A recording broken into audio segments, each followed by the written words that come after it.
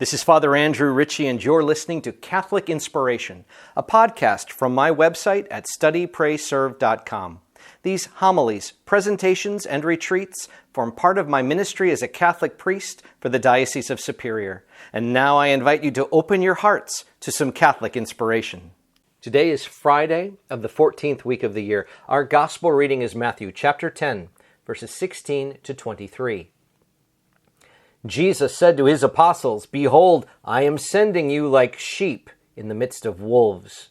So be as shrewd as serpents and simple as doves. But beware of men, for they will hand you over to courts, scourge you in their synagogues, and you will be led before governors and kings for my sake as a witness before them and the pagans.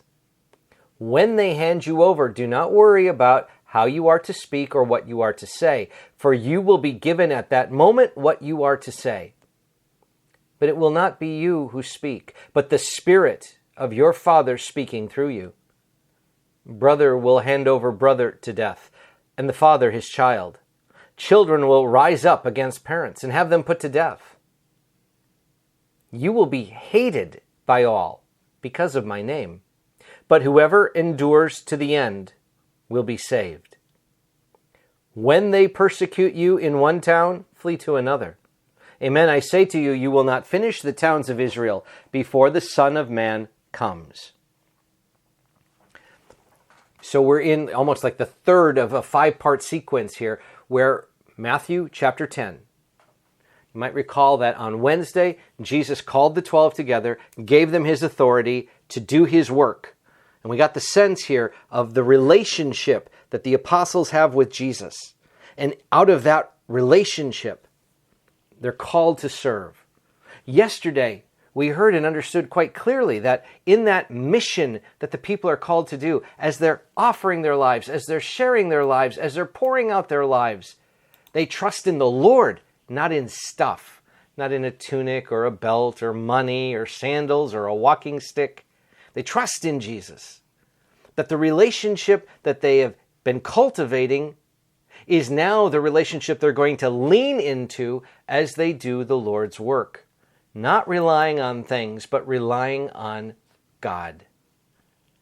Now today, though, we add another layer. There's a relationship.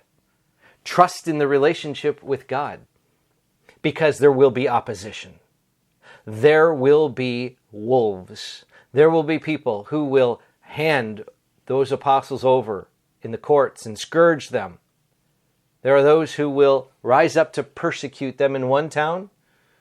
It's going to be at times very difficult. There will be suffering. It will be hard. And we have to just lay that out there, friends. Sometimes to say we follow Jesus means there's a target on our back and we stand out. And therefore, there might be real cruelty. We might have to deal with being mocked, ridiculed, shamed. We might deal with people who are going to try to belittle us. People who will try to make our lives miserable. To be a Christian in the modern world, in some parts of the world, is very difficult. And even in places where the faith is allowed and embraced, there's still hostility. We have to deal with that. And the way in which we deal with it is first and foremost, walk into the world with our eyes open. This notion, I love it, to be as shrewd as a serpent, but as simple as a dove.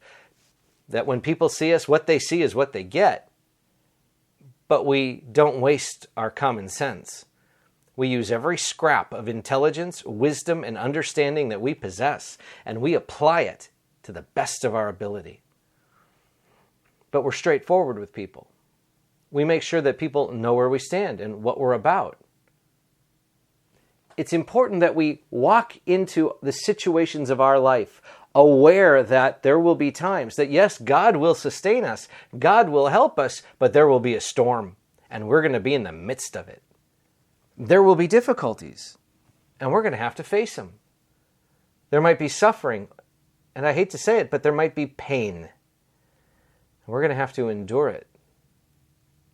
Friends, I bring this up because Jesus makes it very clear that to follow him and then to do the work that he sets before us will at times challenge us to the core. Yes, we will have God's grace, God's help, God's guidance. But we still got to go through the tough time, the difficult experience. We got to go through the fire. It's interesting, Jesus doesn't gild the lily. He doesn't try to spin this. He doesn't try to say, oh, it'll be fine, don't worry, pats them on the head and sends them off. No, he makes it clear that there's going to be a price. That's one of the things I find so refreshing about the Bible. It's direct and to the point. And that's the way God's going to be with us. Which means today, friends, that as we're facing our difficulties, and it's hard, it might be the moment where we look up to heaven and say, okay, Lord, I guess I'm doing something right because I'm in that persecution, difficulty, hostility, hardship that you promised the apostles long ago. And so as I'm going through my tough time, Lord, give me the grace to put one foot in front of the other and keep going, knowing that there will be opposition, knowing that there will be persecution, but knowing that you will give me strength to hang in there and keep fighting the spiritual battle. Friends, today, do you see persecution, opposition, difficulty, or hardship? Because if we see it, set that before the altar. Present that to the cross of Christ. He knows something about hardship, pain, suffering, and persecution. Because just as Jesus triumphed through his cross, he'll empower us to triumph through the crosses we carry. But let's name them today. Let's be honest about them today, so that we can face them today with God's help, turning to the Lord, that the Lord will give us the strength that we can't find anywhere else to face the difficulties and hardships of life. God bless you all. This is Father Andrew Ritchie, and I hope you enjoyed this episode of Catholic Inspiration. These homilies, podcasts, presentations, and retreats are part of my ministry. And folks, if you found it helpful, please feel free to share my podcast with someone you know and love in the hopes that it will help them in their journey of faith. And you can help me if you just go back to your podcast engine and write me a rating and a review. I keep all my listeners in my daily prayers, and I ask that you remember me in yours as well. God bless you, my friends.